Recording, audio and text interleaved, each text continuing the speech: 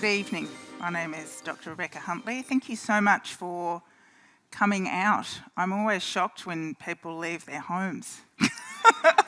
But I'm so glad that you did, because it's going to be a fantastic conversation this evening.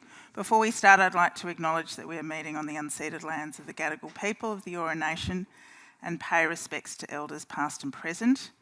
We still have so much to learn from First Nations communities about systems of knowledge and wisdom, ways of teaching, and ways to make this country of ours stronger, healthier, and more inclusive. This year, the University of Sydney is celebrating its 175th year of operation, of serving the community as Australia's first university, founded on principles of merit and equity. And we honour the founding knowledge of the custodians of the land upon which the university campuses are located. Tonight's conversation is provocatively titled, "Is Australia All Right? Are you okay, Australia?" In my own social research, I see what surveys like the Scanlon Social Cohesion Study are showing year on year. Public trust is declining, loneliness is rising, anxieties about political polarisation and economic inequality are rising as well, and the future feels more uncertain than ever. Much of my own work as a research director at 89 Degrees East looks at three big interconnected issues: climate change, gender equality, and the rise of AI. And these are the issues we're going to explore tonight. They're issues that are in many ways driving the assault on social cohesion, but could our responses to these issues actually help address the decline and make us a stronger, thriving and more prosperous nation? Before we start, I would like to kind of define what I mean by social cohesion. It makes me feel like a university lecturer, but I just want to make sure that we do have an understanding about what I mean by that.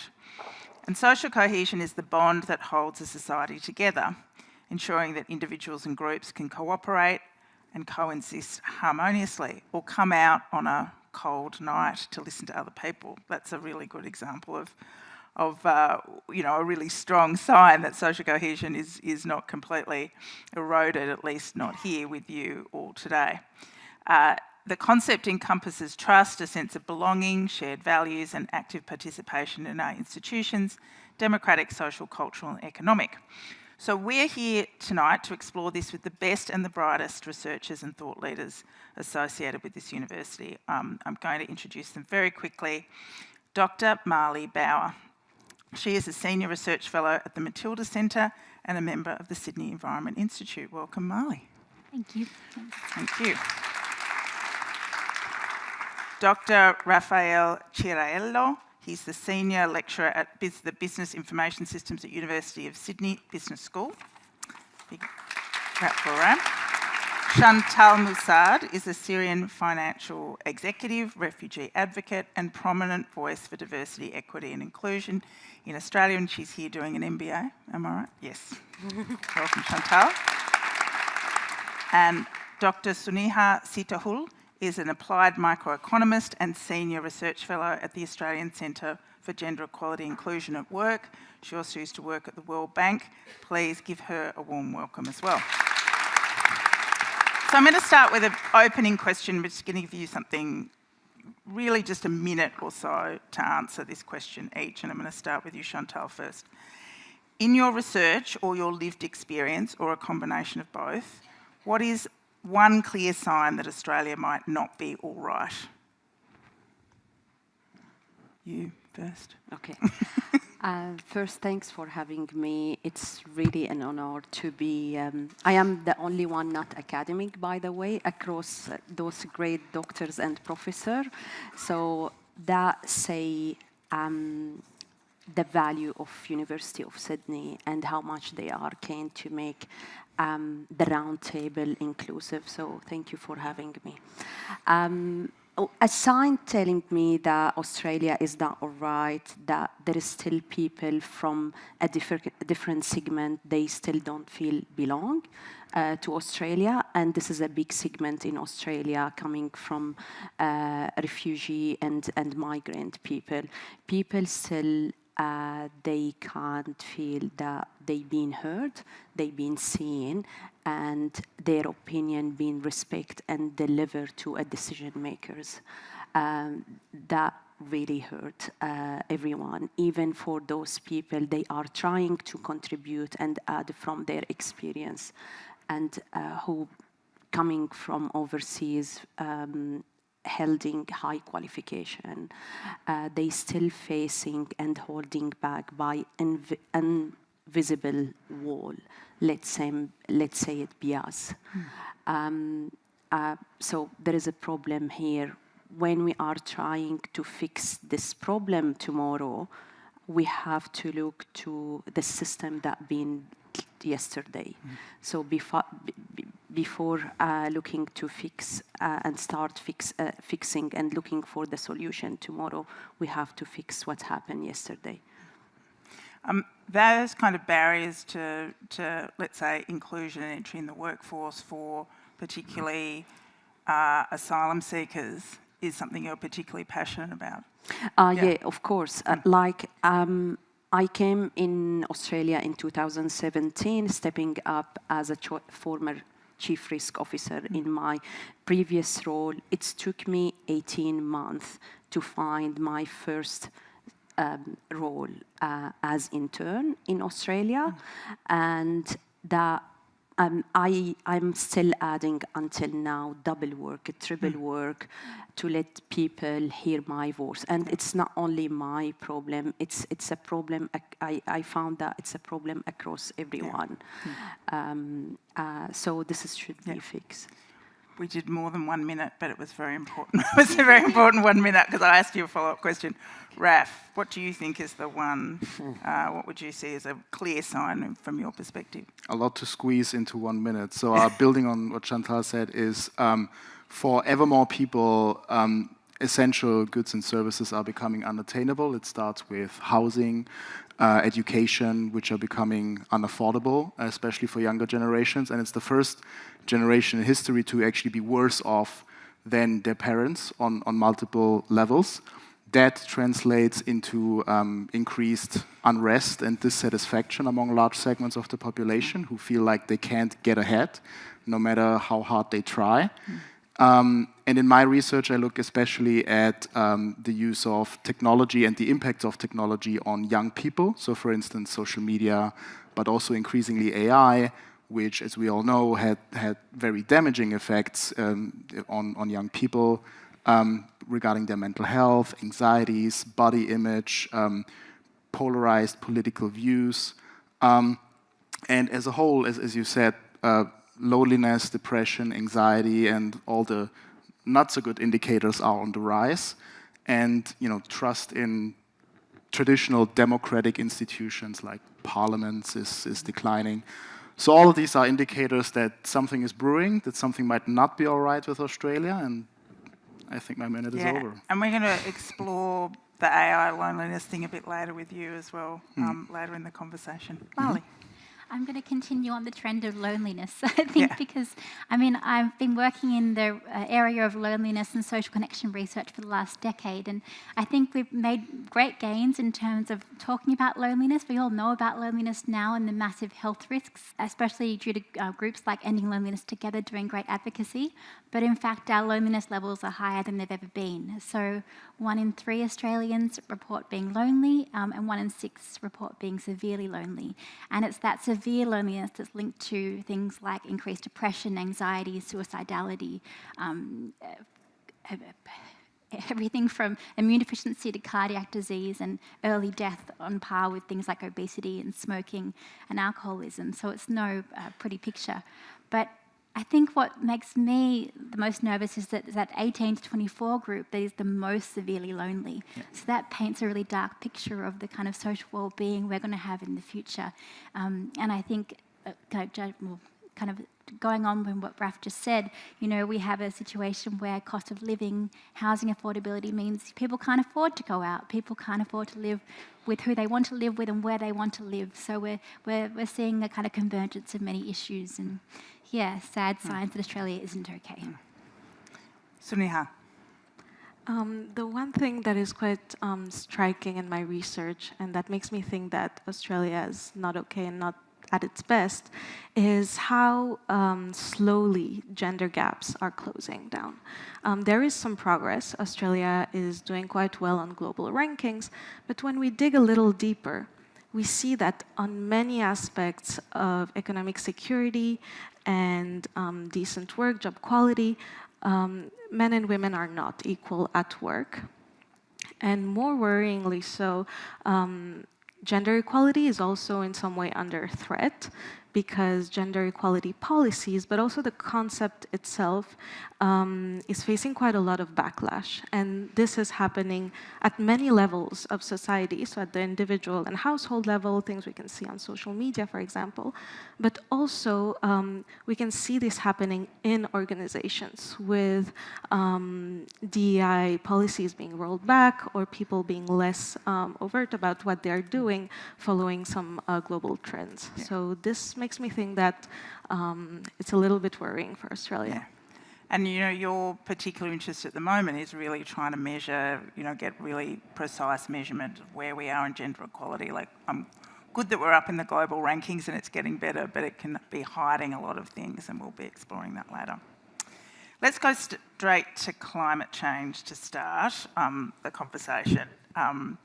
Is everyone okay? Like, that's a lot, It's like, I just want everybody to just breathe through the next hour.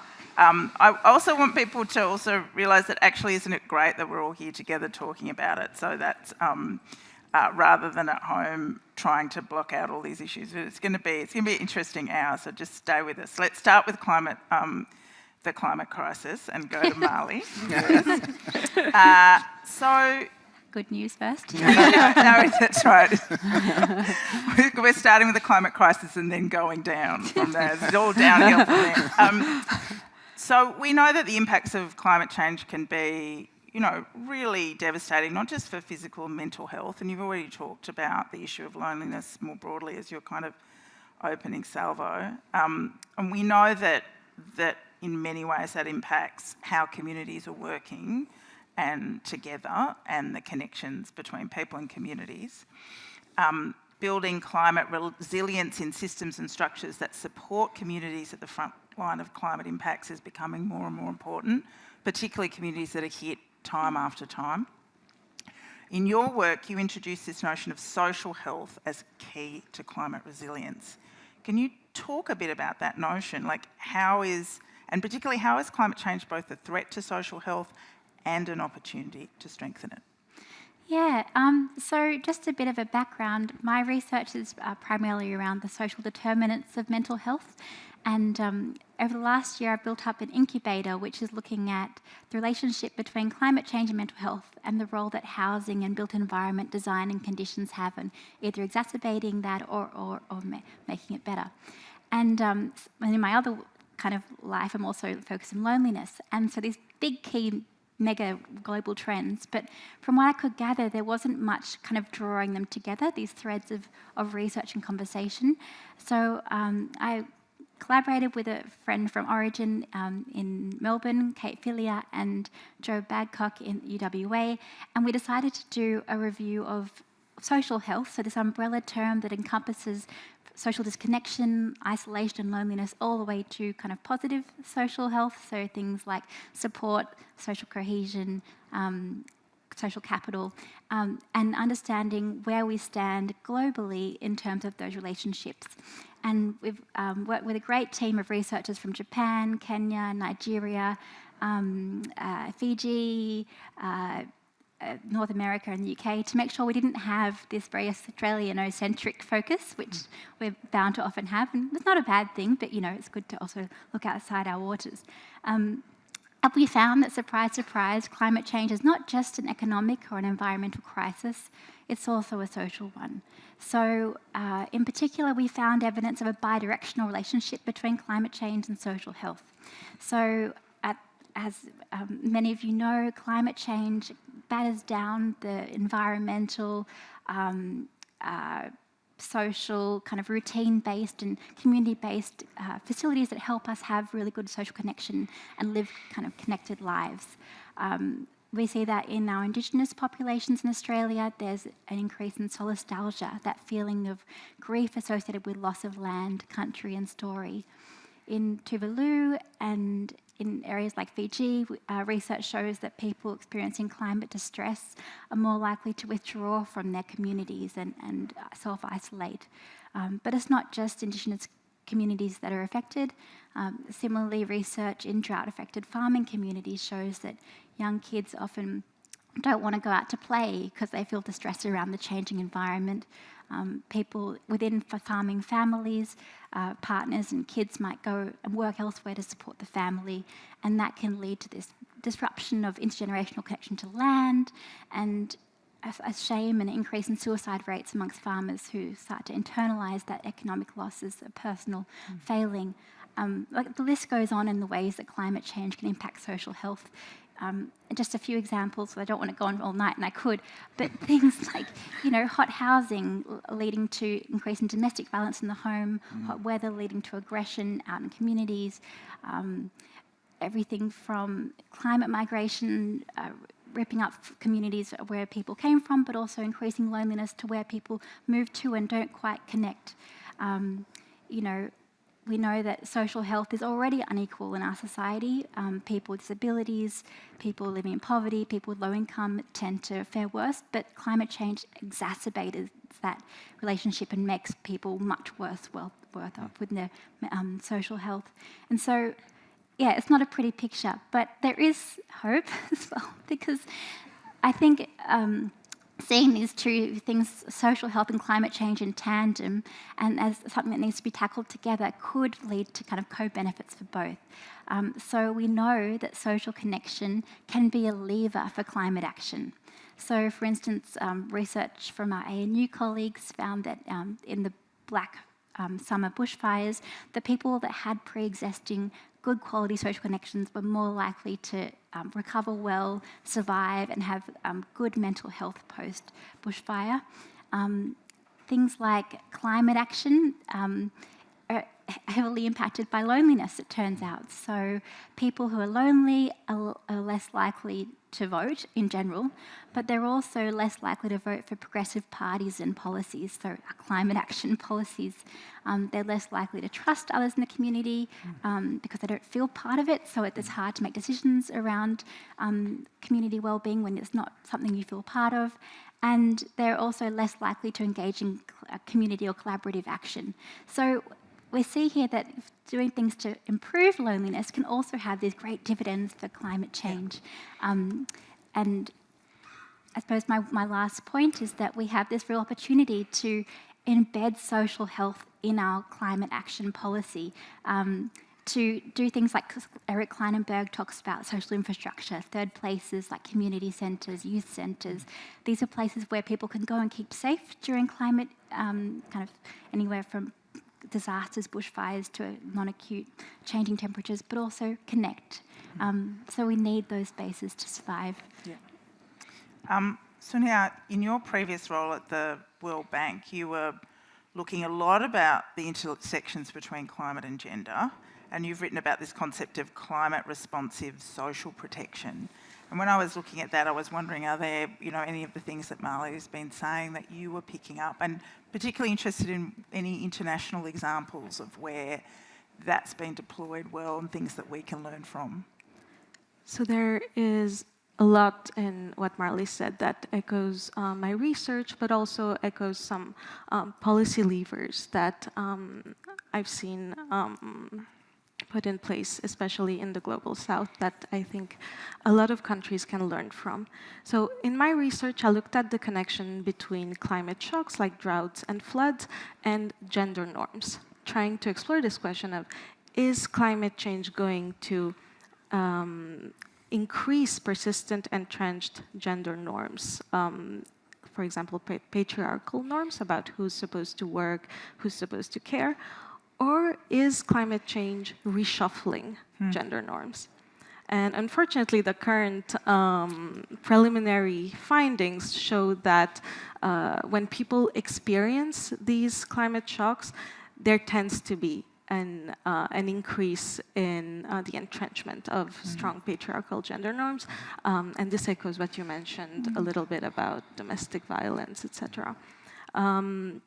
However, one interesting and important policy lever is climate responsive or social protection systems that embed climate change.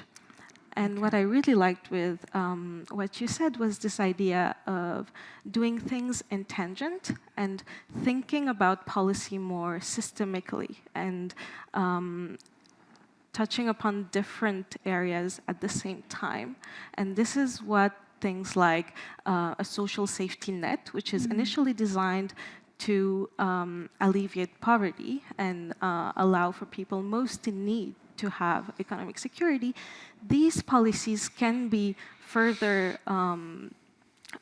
sophisticated in order to also address climate change and also gender norms. So for example, by training people in skills for green jobs at the same time as providing them with cash transfers. Yeah. Let's move out of that conversation and, we've already started raising issues of gender equality, so let's stay with that. At the moment, Australia is currently ranked, or somebody, I don't know who sent this to me from the World, of course, that makes sense, from the World Economic Forum, so we're currently ranked 13th. We're doing a bit better over the last couple of years. I think it might have something to do with the change of federal government. But you're going to tell us a little bit about what might lie underneath those rankings, like some granularity around that.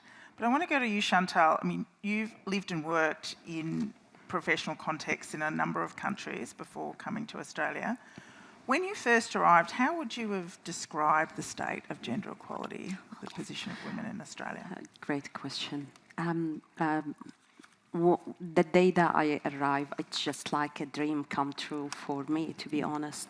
Then I start questioning that dream, and when I start looking around me, is it equality equally across everyone? This was the question through work environment, through my daily journey. Like when I start feel that people not seeing me, my voice stop here from other people, and also ignoring any idea coming from someone like looking to an issue from different angle was a bit hurting for me. Even when you come from a war zone, usually you always have A, B, C, D strategy to survive. And this is, we implementing that through our work environment. Like, this is plan A, plan B, plan C, plan D. This is the strategy how we need to survive, or this is strategy for business continuity plan. It's a great idea. It's not fault, but however, people looking to the problem from different angle, from technical solution perspective and less cost. This is an example.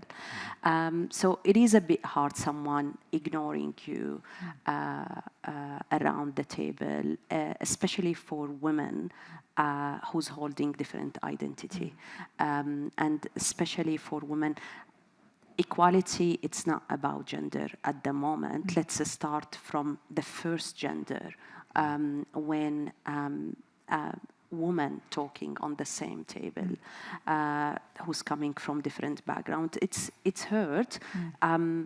Australia doing progress, but I believe still there is a blind spots. And we can shrink the people in that seat. We need to change the system. Yeah. Do you have a feeling that Australians aren't great at listening to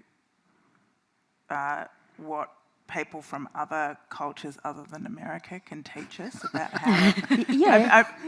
this sounds like a very self-interested, but I've spent a lot of time when people say this is happening in America, I'm like, there are lots of other countries that we can learn from, and perhaps we shouldn't be looking at them all the time. Especially not at the moment. Not always got it under control. But I mean, in terms of that scenario, do you feel that you were ignored or dismissed because your perspective from a different culture was seen to be not translatable to the problem, to the issue that was in front? Or did you feel shut down as a woman? Was it a combination of both? It's a story tale at the end of the day when we are talking about our story, and then people get bored. Okay, we enjoy your story, well done, and let's move on.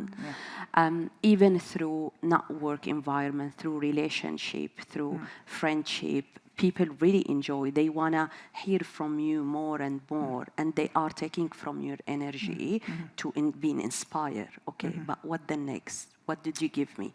Like, you listened to my story because you enjoyed the story, but you haven't listened to the story to fix something. You haven't listened to my opinion, to sit, meet, and you together. Even sometimes people, they stop sharing their opinion with us because they feel we can make a progress on this, on their opinion. It is a bit hard. We've been excluded from many tables. It's not just inviting me for a table. It's let me deliver my voice, let me deliver my idea, respect my idea. Even my idea doesn't suit that project. I believe you learn one word from me, and they need to recognize that and acknowledge that. So now you've talked about gender equality, you've written about it a lot as it's very important that we don't approach it with the kind of simple-minded metrics. And a big part of what you're doing now is finding really complex ways to measure gender equality. You talk about it as a mindset, and that we need to have some key mindset shifts in our institutions to truly support gender equality. Tell us a little bit more about what you're doing right now in the context of the work at the business school and how you're approaching this gender equality. So I'm from the Australian Centre for Gender Equality and Inclusion at Work, and we have been doing a lot of research lately on what does gender equality mean, how does it look like in workplaces, and the work I'm mostly focused on is how do we measure gender equality. And one thing that is one big result from our research is that pay and participation is actually just the tip of the iceberg. And this is where most of the public discourse is lying. It's saying that pay and participation are improving in Australia at a rather slow pace. But actually, when we dig deeper, there are many, many metrics where women fare much worse than men, and that we need to focus on. So can I stop you there just to ask you, why do you think, is it because that focus on pay and participation has always been a traditional focus on pay and participation for a whole range of reasons for women? Is it easier to measure, therefore we focus on it, or is it more convenient? I just want to get a sense before you talk about what's underneath that. Why do you think the focus on pay and participation? I would say there is a bit of institutional tradition of looking at wages as the main indicator of socioeconomic well-being. And research, both on gender and outside of the gender world, has progressed on this. But between the time where research progresses and we actually see the discourse in the policy space changing and results arriving, there's a bit of a lag. So I think we are getting there with a more complex understanding now of gender equality in the research space in general. Our research in the center is building on a large tradition of research that, for example, talks a lot about women's time and the importance of the inequalities around time between men and women. This research has been there for a long time, but it's only now that I would say that we're talking about it a lot more. Yeah. We've talked, in the past too in Australia, we've also talked about gender concentration, so more women in terms of that general conversation about participation, where they're focused in particular sectors. And there's been improvement there, but obviously there's still concentration. Are you doing anything in measuring the kinds of tasks that women are much more likely required to do versus where there's a gender gap in the kinds of labour, paid labour within the workforce? So there is one barrier that we're consistently facing, which is data. So we're not in our research right now looking at tasks exactly, but we are very focused on this idea of concentration of women and men in different jobs. And this links back to your initial question, Rebecca, about the mindset changes. Because what brings women and men to be concentrated in different areas of the labor market starts very early on with a range of things, such as institutions, but also entrenched gender norms that affect which subjects children end up liking or not liking, which high school specialization they end up choosing or not choosing, then what they do in university, and ultimately which jobs they end up choosing. So there is this mindset shift that I would say is an important And one more follow-up question. In the social research I do, women in the in paid work, regardless of where they sit, say there's an expectation of more emotional labour in their jobs, but not necessarily recognition in terms of promotion for that emotional labour. Is that something that's, I mean, I imagine that could be hard to measure, but is that something that you're thinking about? And definitely, this is part of a larger debate, I would say, about women's unpaid work, which happens at work, which also happens a lot at home. And so this unpaid and unrecognized labor, until it is properly recognized, maybe measuring it is not always easy, but we have to at least recognize this, talk about it, and say how it links to this issue of time poverty for women, and how to change this. So for example, one interesting way to change this mindset would be to destigmatize men doing more of the caring labor, more in terms of, in absolute terms, but maybe even more than women. So there should not be stigma around that if we want things to be, if we want sustained change. Chantal, quick question for you before we move on. I've not forgotten you. Oh, no. You've been very supportive nodder throughout all of this. Do you have that? But we're going to have a big chat. We have to end with AI because that's even more terrifying than climate. Did you have something to add in relation to what just been said? Yeah, from leadership perspective also, I believe, and this has worked well across those multiple countries I've been work. It's not about being fairness with everyone. It's about redesign our power. Ask who been heard and who been give the power, who been giving the risk to do that without judging, who been pushed back and not doing that for a purpose we don't know about it. This is very important, is to questioning the system. It's very important to start auditing the people who've been failed, not to underperforming them. It's to understand what's happened with them. Have we been fair with them? Not fair, like we separate the power across everyone fairly, or how those been succeeds, who support them, anyone judge them? It's very important that to questioning that system and not questioning the people who's using the tools. This is from leadership perspective.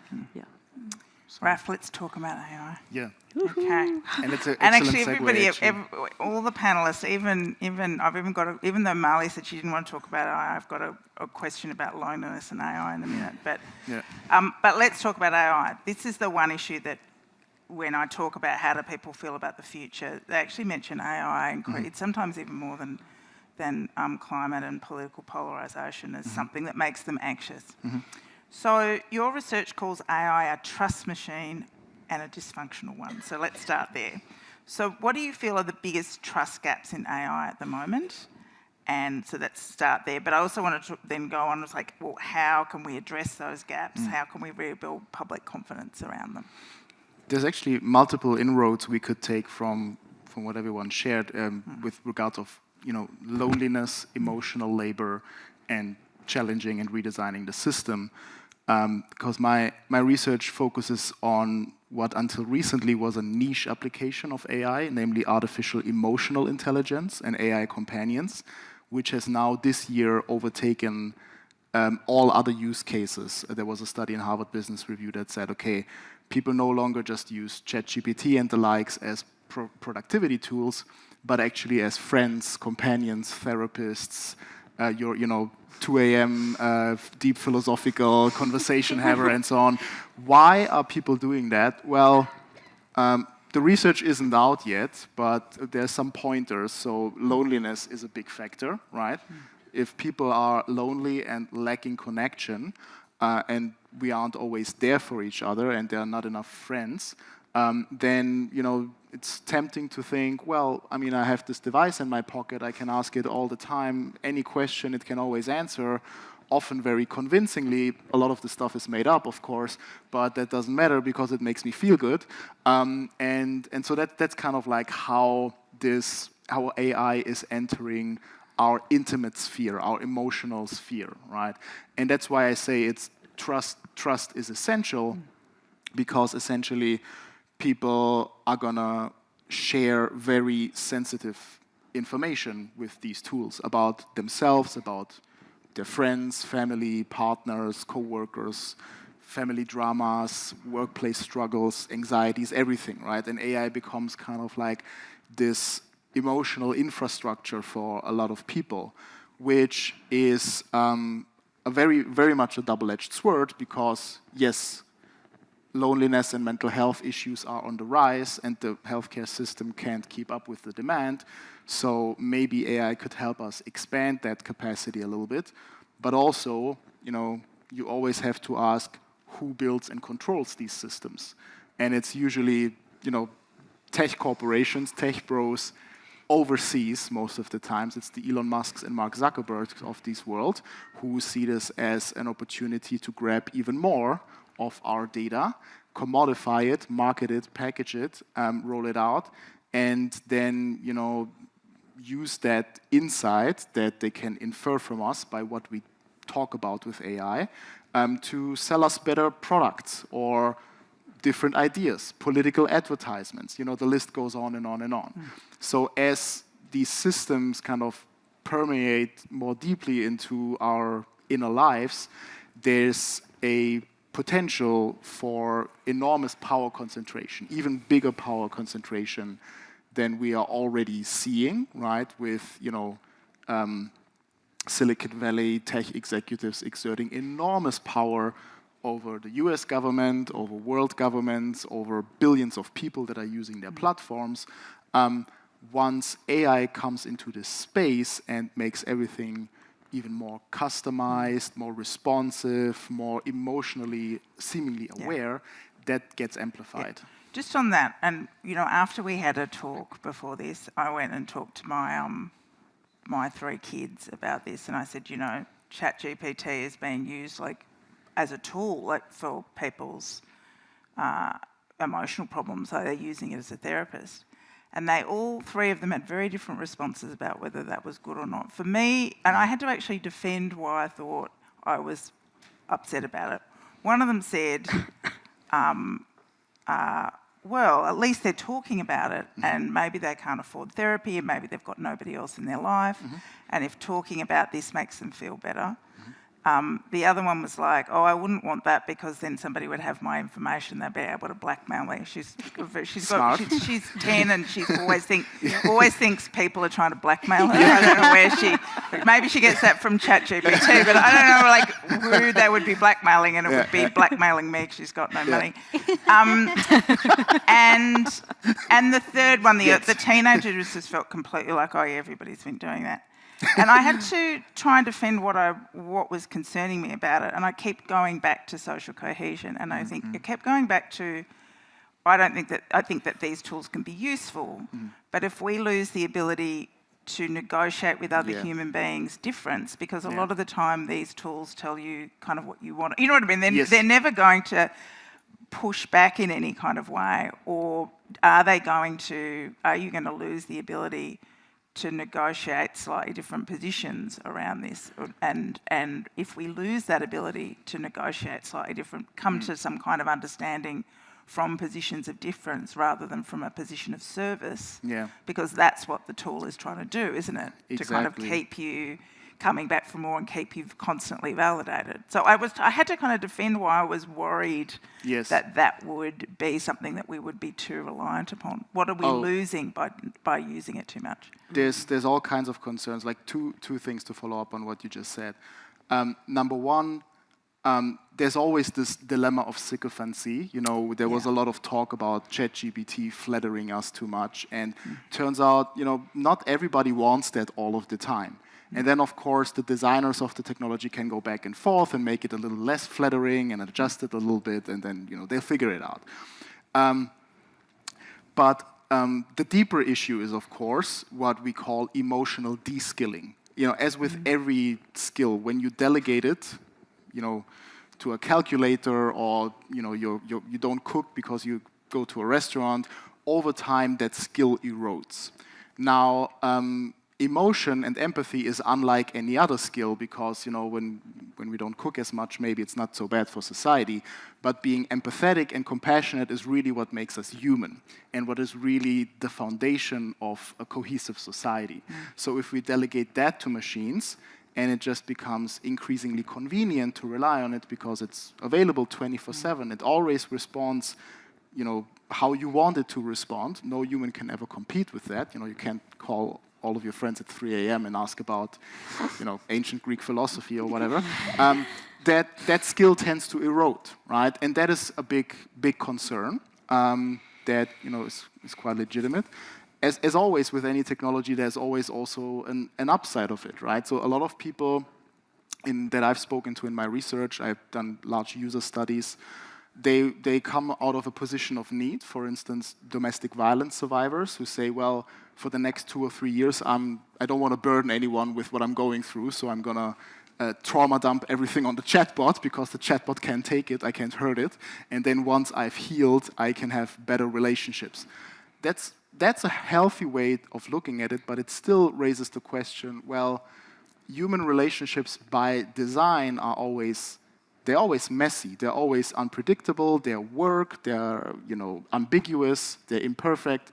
And my concern, and, you know, not only my concern, but a lot of people are concerned about, you know, what happens when we grow used to this artificial simulated form of empathy, which is unlike the real empathy. And maybe what we have to do is not to rely on machines that much, but to learn more to rely on each other. Yeah. Actually, both Chantal and Sunaha, you were talking about your concern around some of the hidden bias and inequalities in the AI world. I'd like you both to kind of reflect on that. I'll go to Chantal first. Is it working? Okay. This is according to my experience when I start publishing my resume 18 years for 18 months to find a job. Actually, what happened at that time, there is a rules, and auto rules in the system, shuffling the resume.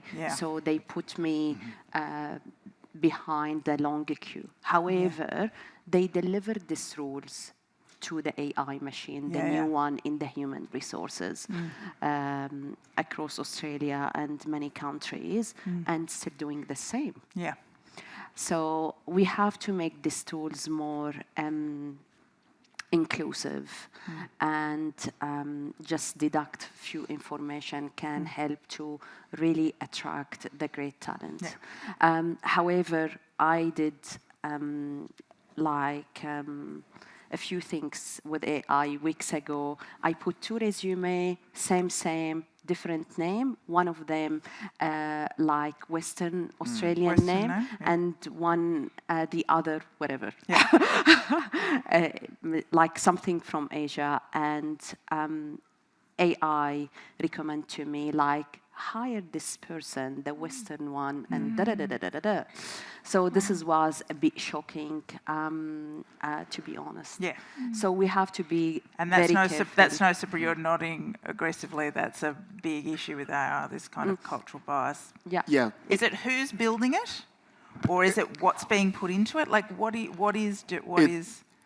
No single actor fully controls AI, right? But AI is trained on huge data sets, and it ultimately has to make a statistical guess based on what it has seen in the data, what would be the best answer. And because historically, men, Western, able-bodied, heterosexual have been privileged, the AI thinks, oh, that's better, so I need to favor that over others. And of course, that entrenches that bias if we delegate decisions to these machines. Yeah. And Sonia, you've been talking a bit about just that kind of invisible work that we kind of think that it's kind of just robots that are running this world, but there is a lot of invisible work that's being done in the same way that invisible work has been done in a whole lot of labour markets in the past as well. It exists here as well. Can you speak a bit about that?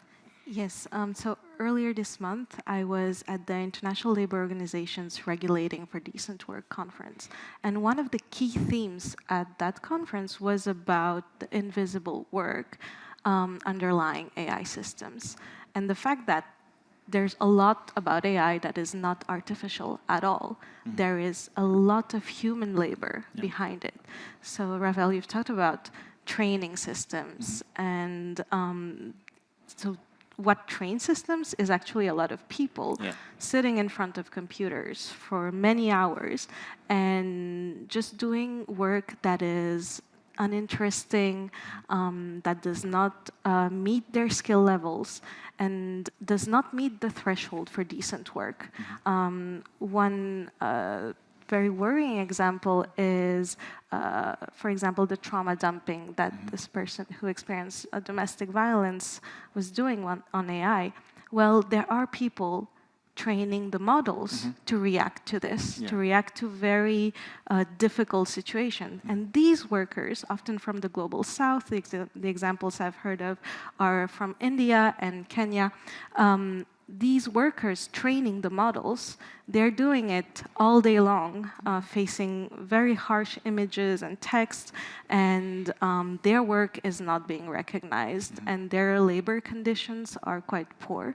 So I think this is important as we are taking a lot of, we're using AI more and more, and it's becoming part of our economic system to understand the threat of creating sweatshops of digital labor in the global south to kind of support the system we're going into. I want to go to you, Marley. There's a really terrific question here from James.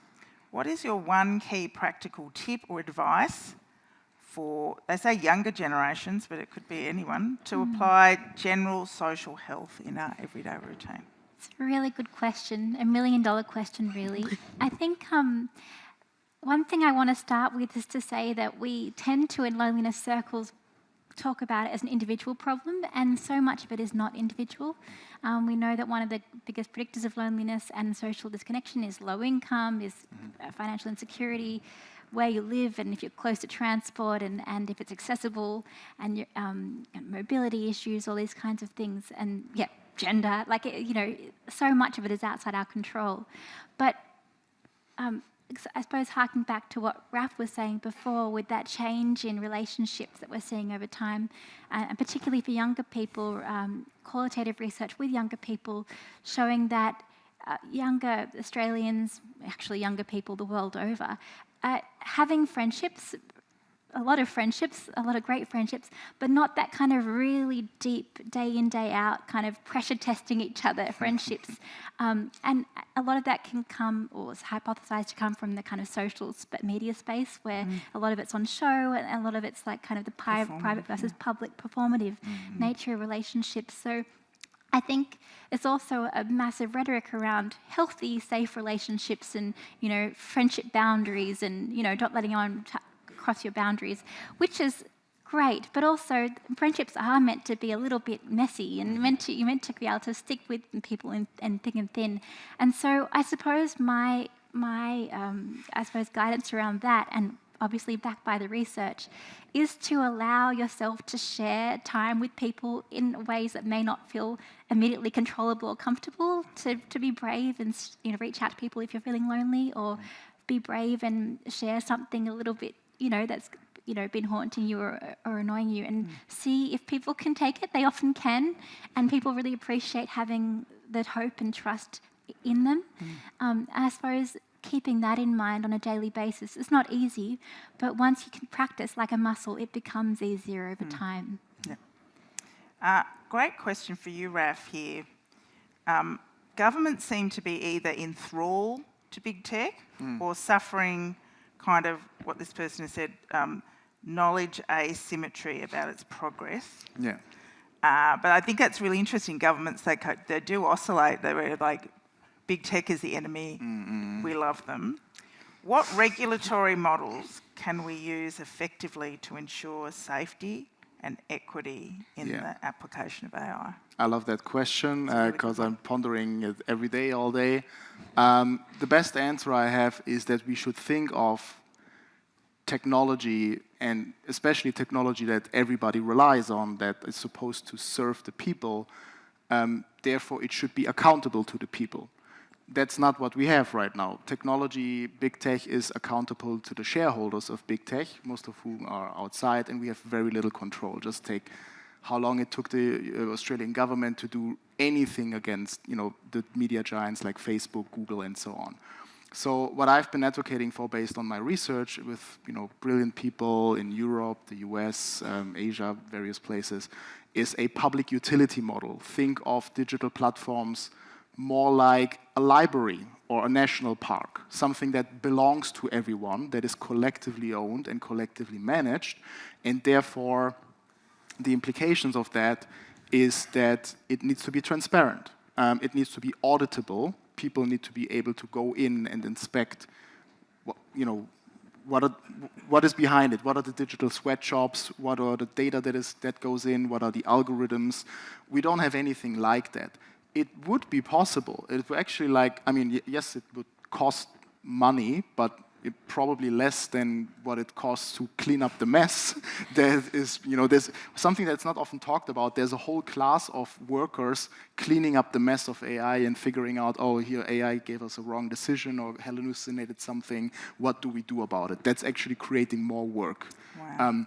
So a public utility model where it could be configured in various ways. It could be a public alternative. Think of something like the ABC, Australian Broadcasting Corporation, publicly funded, constitutionally protected, needs to be independent, needs to be accountable to the people, and so on and so forth. By no means perfect, of course, you can criticize the ABC, but the governance model holds and can be an important counterweight against authoritarian capture. What we're seeing in the US right now happening, right, with Trump defunding the PBS and all kinds of things, right? So public digital infrastructure is what I've been advocating for, building, digital libraries, but not only for books, but kind of like AI, social media, to have a public alternative. You could take this further if you want to be bold, and we've talked about courage. I think a lot of this boils down to, do we have the courage to do that and to pressure our government to do that? Is to say, if platforms want to infiltrate Australian childhoods, they need to meet Australian standards. Just as we regulate playgrounds, that they need to be safe, right? We should regulate platforms. Just last week, Elon Musk rolled out an AI girlfriend for 12-year-olds. Ringing all the alarm bells that can be rung, right? So that should be regulated. That should be said, okay, I don't think 12-year-olds should use AI at all, but they're going to use it anyway, whether I want it or not. So a healthy way would be to say, okay, how can we implement safeguards to make sure the worst of the harms are prevented? That's one part of it. The other part is, of course, educating people at scale, making sure that young people understand from year one how can I use technology responsibly for myself and not harming others. Sonia, there's a great question here for you. It says, if pay and participation is the tip of the gender equality iceberg, then what other areas might be overlooked, and are there any research insights about how it can be tackled? I can speak for hours on this, so you'll have to stop me. Maybe give us 2 minutes. So there are many areas where we see deeper gender inequalities. And I would say the most worrying of all is safety at work, with sexual harassment risk being largely towards women in comparison to men. So this would be where there is the most concern, in my opinion. And obviously, there's a range of policy and institutional and social changes that need to happen if we want to completely fix this issue. Starting from laws to all the way through to gender norms, and also to make sure that if laws exist, that there is clear information and there is clear transparency on how we can use these different regulations. Some other important factors where we find inequality is this issue that I've talked before about time. So there is a lot of inequality in part-time work and full-time work. So women take on a lot of the unpaid labor at home, which takes the form of them being less present in full-time work compared to men. And the other inequalities are in the way men and women are distributed in different jobs, but also in the ladder in a career ladder, with a lot of inequalities in top incomes, in senior positions. So basically, the more we go upwards in the career ladder, the less women we find. So these would be the dimensions where there's most inequalities. Thank you. Did anybody else, you want to reflect a bit on your what I ended up, Chantal, not asking you because I was worried we were going to run out of time. But flowing on from this, in your leadership role in the banking profession, and you're obviously doing an MBA here at the university, and you've been involved in really interesting organisations like Career Seekers. What are you looking for when you go into those contexts to realise that it's actually a deep commitment to gender equality beyond things like just pay and participation? You're talking about the importance of voice and the importance of being listened to. What are the signs that you're actually in a setting that takes gender equality seriously?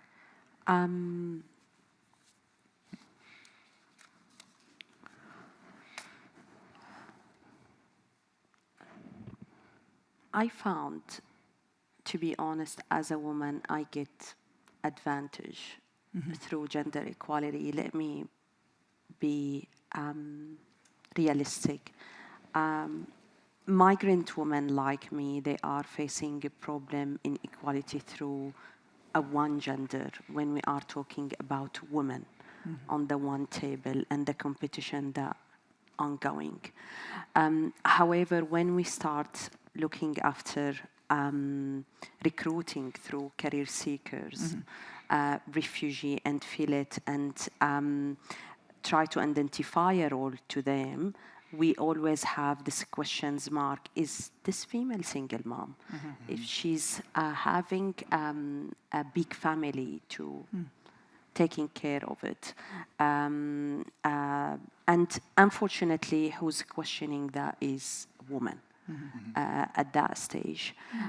So women create an assumption, and the problem through a gender equality for a role should be go for a different genders, man or woman, unfortunately.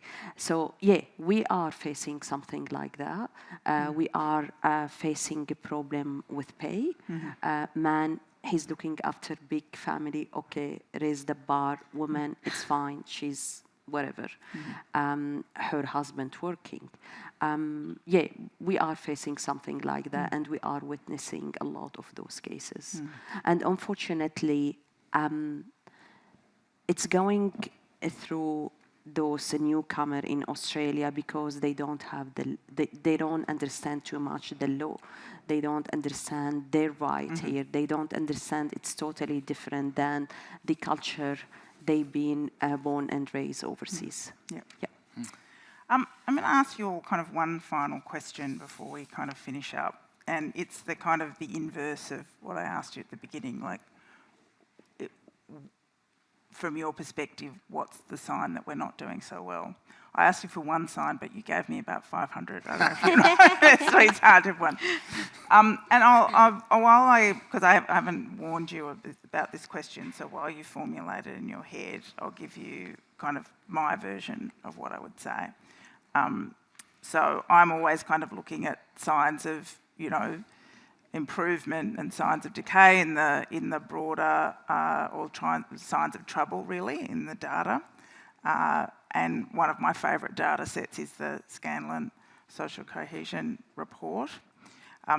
In that report, every year they ask a question, they have lots and lots of statements about Australia, and they ask people to respond, do they agree or disagree with these statements? That are often, I wouldn't say them platitudes, but statements about what Australia could and what our society, how it should be organised. One of the statements is, overall, if you work hard in Australia, you can have a good life. In 2007, 81% of us agreed with that. Today, 61% of us agree with that statement. That's a very big drop in the world of shifting attitudes, a 20% drop.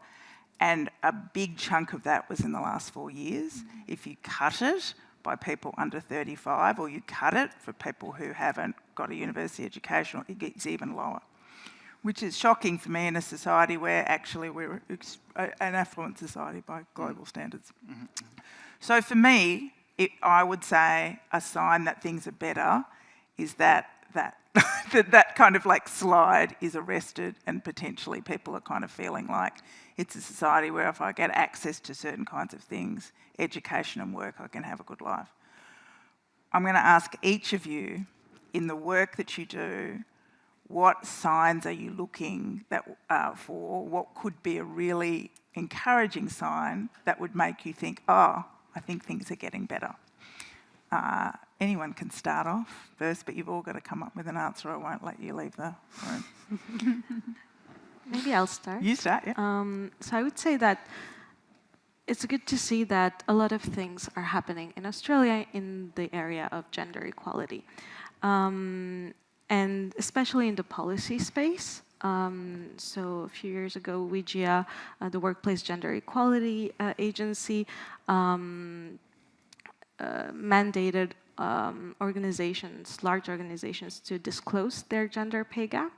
So this, I would say, is a good sign, asking for transparency and that people know what their peers are being, what the salary of their peers are, is a good progress. And also, more recently, minimum wages in some female-dominated industries increased, lifting the boats of all women and men in those jobs, which is also a good sign for gender equality and a strong stance. So it is quite encouraging. So this is me hoping more of this will come. It'll keep happening.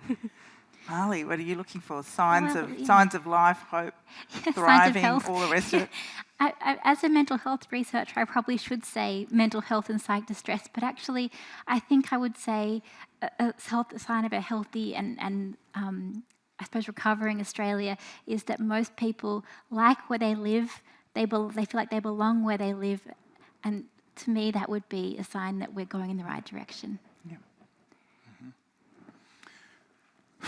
There's a few things that are not directly related to my research, but like I do think, despite everything that we said, I personally can't think of a country that's better off than Australia right now. There's like, as a whole, geopolitical tensions are, pushing towards, inequality, autocracy, and so on and so forth. And Australia is weathered much of that off.